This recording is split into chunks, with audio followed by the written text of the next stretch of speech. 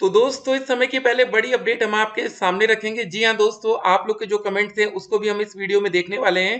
ठीक है, तो वीडियो को आप लोग शुरू से लेकर अंत तक देखिएगा। इस वीडियो में हम UP DElEd BTC admission latest update की जानकारी देंगे। और इस वीडियो में जिन भी बच्चों ने 24 मई तक के कमेंट्स किए हैं, हर एक बच्चे का कमेंट का आंसर किया जाएगा। ठीक है, तो अगर अभी आपका कोई डाउट हो, सवाल हो, तो आप इस वीडियो में कमेंट कर दीजिएगा। ठीक है, वीडियो थोड़ी सी लंबी होगी लेकिन हर एक जानकारी आपको दी जाएगी, कोई भी जानकारी आपसे छूटेगी नहीं। यहाँ पर सबसे पहले देख लीजिए आवेदन के लिए आपको कितना पैसा देना पड़ सकता है। देखिए लास्ट ईयर हमें 700 रुपये जनरल और ओबीसी कैटेगरी में देना पड़ा था। अनुसूचित जाति और अनुसूचित जनजाति में 500 रुपये देना पड़ा था और विकलांग श्रेणी में 200 रुपये देना पड़ा था। ठीक है, और एक बात और देख लीजिए, जो भी आपको पैसा देना पड़ता है वो रिफंड नहीं किया जाता। देखिए अभ्यर्थी द्वारा आवेदन शुल्क का भुगतान किए जाने एवं आवेदन की प्रक्रिया पूर्ण किए जाने के उपरांत किसी भी स्थिति में जमा किया गया आवेदन शुल्क वापस नहीं किया जाएगा। तो भैया अगर आपने एक भी बार यहाँ पर एक भी रुपया जमा कर दिया तो वो आपको रिफंड नहीं मिलता है। एक बात और, पूरी अपडेट देखेंगे। देखिए यहाँ पर कुछ बातें लिखी गई हैं, बहुत इंपॉर्टेंट है। ठीक है, और यहाँ पर आपका फीस का पूरा स्ट्रक्चर दिया गया है कि कितना कितना रुपया लगेगा। एक तरफ दोस्तों यहाँ पर आप देख सकते हैं, ये प्रथम सेमेस्टर या प्रथम वर्ष का शुल्क है, ये सेकेंड ईयर की फीस है आपकी। ठीक है, टोटल 10,200 रुपये, यहाँ पर भी 10,200 रुपये। लेकिन पहले साल में दोस्तों क्या होता है ना, जो आपका ये 2500 रुपये रहता है सरकारी कॉलेज के लिए, याद रखिएगा। जो बच्चे सरकारी कॉलेज में एडमिशन ले रहे हैं वो बच्चे स्क्रीनशॉट इसका ले लीजिएगा। ठीक है, कल को आपको काम आएगा स्नैप। होता क्या है ना कि 2500 यहाँ पर देख सकते हैं, 2,500 रुपये यहाँ वापस होते हैं। लेकिन ये आपका प्राइवेट कॉलेज में यहाँ पर कुछ ऐसा लिखा नहीं रहता। देखिए यहाँ निजी संस्थानों हेतु साधना देश संख्या में 41,000 आपकी फीस है। चलिए देखेंगे एक और इम्पोर्टेंट बात, अभ्यर्थियों को अपने ऑनलाइन आवेदन में अंकित प्रविष्टियों में संशोधन का कोई भी अवसर नहीं होगा। ठीक है, तो चलिए एक एक करके आज की तमाम बड़ी खबर और आप लोग के कमेंट। एक बच्चे का भी हमने कमेंट पढ़ा कि सर हमारी क्लासेस कब से शुरू होंगी एडमिशन के बाद। ठीक है, कुछ बच्चे इस वीडियो को 24 मई को देख रहे होंगे, कुछ बच्चे इस वीडियो को 25 मई को देख रहे होंगे। ठीक है, देखने का टाइमिंग अलग अलग होगा लेकिन सबका आंसर हम इस वीडियो में करेंगे। पहली सवाल कि फ्री में हमें एडमिशन लेना कैसे है। जी हाँ दोस्तों, ये बहुत ही इंपॉर्टेंट सवाल होता है बच्चों का कि सर हम फ्री में कैसे एडमिशन लें। देखिए फ्री में भी एडमिशन संभव है। ठीक है, वो कैसे हो सकता है, कभी कभी देखिए कुछ ऐसे प्राइवेट कॉलेज होते हैं जहाँ पर सीट खाली जाती है, तो कॉलेज वाले आपको स्कॉलरशिप बेस के आधार पर एडमिशन देते हैं, लेकिन उसके लिए आपको थोड़ा सा पता करना पड़ेगा, घर से निकलना पड़ेगा। ठीक है ना। अब आप कहेंगे सर जी आप ही बता दीजिए कौन से कॉलेज में फ्री में एडमिशन होगा। अगर हमने कॉलेज का नाम लिया तो एक कॉलेज में मैक्सिमम 100 सीटें होती हैं प्राइवेट में। ठीक है, या कहीं पर 50 होती हैं। तो भैया क्या 50 बच्चे तुरंत ही, कोई भी कॉलेज मुश्किल से 5 से 10 सीटों पर ही फ्री एडमिशन देता है। और वीडियो देखने वाले कितने बच्चे हैं, तो अगर हम कॉलेज का नाम बता भी दिए ना तो तुरंत ही वो कॉलेज कंप्लीट हो जाएगा। ठीक है, तो इसकी जिम्मेदारी आपकी है, थोड़ा सा अपने जिले में जाइए, पता करिए, ऐसे कॉलेज आपको मिल जाते हैं जिन बच्चों को फ्री में एडमिशन लेना है। लेकिन जो फ्री में एडमिशन का प्रोसेस होता है उसके लिए भी पहले आपको रजिस्ट्रेशन करना पड़ेगा, ऑनलाइन आवेदन करना पड़ेगा, और लास्ट में अगर कॉलेज में सीट खाली रहेगी तो ही कॉलेज वाले फ्री में एडमिशन आपको देंगे। अगर उनको भाई कोई पैसा ही पेड कर दे रहा है, 40,000 एडमिशन ले रहा है, तो वो कॉलेज आपको फ्री में एडमिशन क्यों देगा, ये भी आपको समझना चाहिए। ठीक है, अब दोस्तों बात होती है अदर स्टेट को लेकर कि सर जी हम दूसरे राज्य से आते हैं, क्या हम यूपी में डीएलएड में एडमिशन ले सकते हैं कि नहीं ले सकते।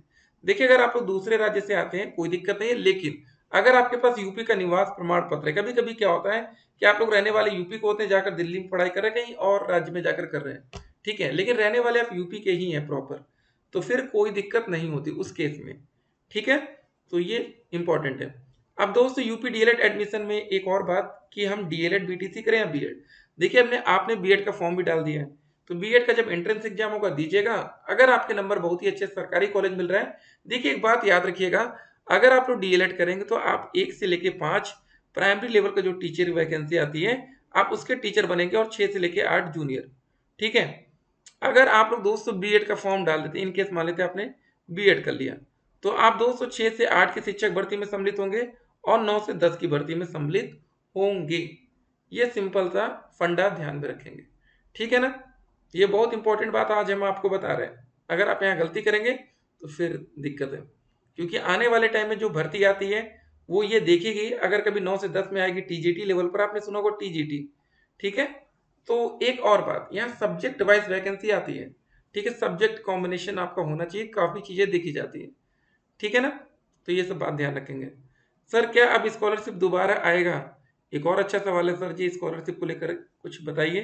तो देखिए स्कॉलरशिप को लेकर बिल्कुल क्लियर समझ लीजिए आप लोग कि जिन बच्चों की स्कॉलरशिप एक बार में आ जाती है तो आ जाती है ना, तो फिर आप इतने साल से आपका खुद का एक्सपीरियंस होगा, नहीं आई तो फिर वो नहीं ही आती है। ठीक है ना। फॉर्म कब आएगा? देखिए हमने एक बात क्लियर कर दिया, लास्ट ईयर 26 मई तक हमने विज्ञापन देख लिया था। यहाँ पर देखिए दोस्तों विज्ञापन की डेट लिखी है 26 मई 2023। इस साल ऐसा क्यों नहीं हो पा रहा? चुनाव का समय चल रहा है, आप लोग जानते हैं। ठीक है ना, इस वजह से थोड़ा लेट लतीफी हो रहा है। लेकिन डीएलएड एडमिशन में चुनाव का कोई प्रभाव नहीं पड़ेगा। कोई भी पार्टी जीते, सरकार किसी की भी बने, डीएलएड में आपका एडमिशन होगा। सर फॉर्म कब तक आएगा? ठीक है गुरु जी, ग्रेजुएशन में 51% ओबीसी कैटेगरी में एडमिशन हो सकता है या नहीं? बहुत ही अच्छा नंबर, कोई दिक्कत नहीं। 51% में तो आपका जनरल में भी एडमिशन हो जाएगा, ओबीसी में तो आप 45% तक जाएंगे। ठीक है ना। ठीक है।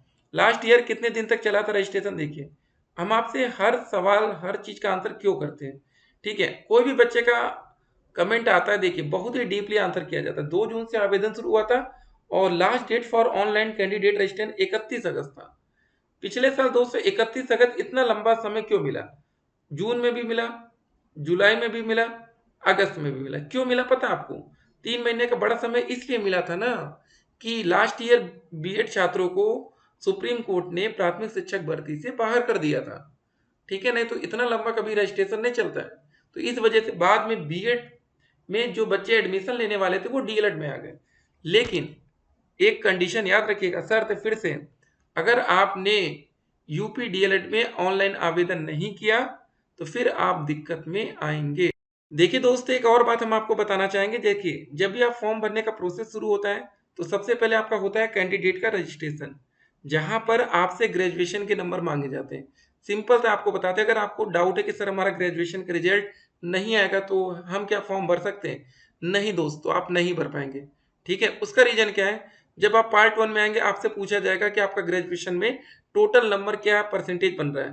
अगर आपका 50% से कम है और आप जनरल कैटेगरी से आते हैं तो आप बाहर हो जाएंगे। अगर आपका 45% से कम है, आप लोग आरक्षित वर्ग में जैसे OBC category, SC category, ST category, physical handicap category, freedom fighter, ex serviceman, ये सब कैटेगरी से आते हैं और आपका 44.9% है तो भी आप एलिजिबल नहीं होंगे। 45% या 50 हैं। अब एक और सवाल होगा कि सर जी हम तो आते हैं ईडब्ल्यूएस कैटेगरी में, अब हमारे लिए क्या परसेंटेज चाहिए? जी हाँ, ये बहुत ही अच्छा क्वेश्चन होगा और इसका बहुत ही अच्छा आंसर यही होगा कि भाई आप भी जनरल में अभी फिलहाल काउंट किए जाते हैं। कॉलेज एडमिशन में आपको छूट मिल जाता है, लेकिन देखते हैं क्या इस बार पीएनपी इसमें किसी भी प्रकार का बदलाव करती है। करना चाहिए इनको, क्योंकि जब आपको आरक्षण का लाभ दिया जा रहा है तो पूरी तरीके से स्वैच्छिक अर्हता में आपका नाम होना चाहिए। जैसे यहाँ पर लिखा है ना, अनुसूचित जाति, अनुसूचित जनजाति, अन्य पिछड़ा वर्ग, विकलांग, स्वतंत्रता संग्राम सेनानी आश्रित, भूतपूर्व सैनिक स्वयं, तो यहाँ पर भी आपका नाम होना चाहिए आर्थिक रूप से कमजोर छात्र। निवास देखिए साफ साफ लिखा है, ऐसे अभ्यर्थी आवेदन हेतु पात्र होंगे जो उत्तर प्रदेश से स्थायी निवासी होने चाहिए। एज लिमिट को लेकर मिनिमम 18 साल। अगर आपकी उम्र 17 साल 9 महीने तो भी आप बाहर, 18 साल तो भैया उम्र कंपलसरी है। ठीक है, तो जब आप लोग का रजिस्ट्रेशन कंप्लीट हो जाएगा तो आपकी स्टेट रैंक आएगी। ठीक है, मेरिट के आधार पर आप लोग की स्टेट रैंक आती है। अब ये मेरिट कैसे निकालते हैं? आप लोग का हाई स्कूल में कितना परसेंटेज है, 12वीं में कितना है, ग्रेजुएशन में ओवरऑल कितना बन रहा है, इसको जोड़ लीजिए। जो आपकी मेरिट आएगी वो 300 नंबर में से आएगी। हो सकता है किसी का 210 आ जाए, किसी का 220 आ जाए। जैसे हाई स्कूल में आपके 70%, इंटर में आपके 80%, ग्रेजुएशन में 60, जोड़िए कितना हुआ, 8 7 15 6 21 210 नंबर। लेकिन जनरल कैटेगरी से अगर आप लोग आते हैं तो सरकारी कॉलेज के लिए मिनिमम 230 से लेकर 240 प्लस नंबर। ठीक है, कभी कभी 240 प्लस का मतलब ये होता है कि इसके ऊपर आप सुरक्षित हैं, सेफ जोन है। ईडब्ल्यूएस कैटेगरी में क्या होगा, 200 225 से लेकर 235 प्लस। ओबीसी कैटेगरी में क्या होगा, ये भी 225 से लेके 235 प्लस। एससी कैटेगरी में क्या होगा, 220 से लेके 230 प्लस तक। भाई एससी कैटेगरी की भी कट ऑफ आजकल बहुत ज्यादा जा रही है, बच्चे पढ़ने में होशियार होते जा रहे हैं। ठीक है, या नंबर ज्यादा हो रहे हैं। देखिए जो बच्चे पुराने हैं उनको तो परसेंटेज में दिक्कत आती है। कभी कभी एक और सवाल आता है बच्चों का कि सर क्या शिक्षक भर्ती में नंबर जोड़े जाते हैं? बिल्कुल। 69,000 शिक्षक भर्ती का जो विज्ञापन था, यूपी में बड़ी वैकेंसी 68,500 तक, आप लोग के नंबर जोड़े गए थे। क्या यूपी में 12वीं पास छात्रों को मौका मिलेगा? तो इसका आंसर है फिलहाल दोस्तों नहीं, सॉरी इसके लिए। कॉलेज की कट ऑफ हमने बता दिया, एज लिमिट, फीस, ये सब कुछ। यूपी में बाहर नौकरी मिलेगी, हाँ, अगर आप यूपी डीएलएड कर लेते हैं, अगर उत्तर प्रदेश के बाहर कोई वैकेंसी आती है, जैसे बिहार में, केरल में, किसी भी राज्य में दोस्तों, ठीक है, यूपी के बाहर तो वैकेंसी आएगी तो आप वहाँ पार्टिसिपेट कर सकते हैं, अगर आपको मौका दिया जाता है। आवेदन करने के बाद उसमें किसी भी प्रकार का आप सुधार नहीं कर सकते, अगर आपने एक बार फाइनल सबमिट कर दिया तो, ठीक है। तो ये सब ध्यान में रखेंगे। सोशल मीडिया की तमाम अफवाहों से आपको बच के रहना है। और दोस्तों फिर हम लोग मिलेंगे एक और वीडियो में, आप लोग के कमेंट का मैं इंतजार रहेगा। काउंसलिंग का प्रोसेस में आपको 10,000 ही एडवांस जमा करना पड़ता है, तो फॉर्म भरने में अगर आपने एक गलती की ना तो 10,000 पे आपका डूब जाएगा। ये बहुत से कॉलेज वाले आपको नहीं बताएंगे, ठीक है ना। कॉलेज वाले क्या बताएंगे, तो साइबर कैफे से आप फॉर्म भराते हैं, और प्राइवेट कॉलेज वाले कहते हैं कुछ भी भर दो, गलती मत करना, ठीक है। नहीं तो बाद में बच्चे पछताते हैं, सर जी हमारा 10,000 कैसे। साफ साफ यहाँ पर लिखा रहता है, ये देख लीजिए। जो रैंक पिछली बार 3,36,000 रैंक आई थी टोटल, मेरिट स्टेट रैंक जो भी था, यहाँ पर लिखा 5,000 भुगतान करना पड़ेगा, 5,000 पहले। कोई भी पैसा देखिए साफ साफ लिखा रहता है भैया वापस ही नहीं करना चाहते हैं, ठीक है। फिर पुनः भुगतान की बात लिख गई, तो गलती करेंगे तो पैसा डूबेगा। ये दोस्तों चेकलिस्ट ध्यान रखिएगा, ये सब डॉक्यूमेंट्स आपके पास होने चाहिए। अलॉटमेंट लेटर ये आप 10,000 रुपये पेमेंट करके डाउनलोड करेंगे। आवेदन पत्र का प्रिंट आउट होगा। हाई स्कूल, इंटर, ग्रेजुएशन का रिजल्ट, और देखिए प्रोविजनल भी चाहिए अगर आपके पास स्नातक का नहीं है तो। निवास प्रमाण पत्र, जाति प्रमाण पत्र, अगर आरक्षण ले रहे तो जाति जरूर चाहिए, ठीक है ना। तो ये एक शपथ पत्र लगता है। डिटेल में जानकारी दोस्तों हम देते हैं, वीडियो लंबी होती है, आप लोग चैनल को सब्सक्राइब करना भूल जाते हैं। सब्सक्राइब करिए, अपना सपोर्ट दीजिए, और वीडियो को लाइक करिएगा। अगर कुछ डाउट है तो व्हाट्सएप पर मैसेज करिएगा 8738079216, 8738079216, ये नंबर है हमारा। मिलेंगे एक और वीडियो में, आपका दिन शुभ हो।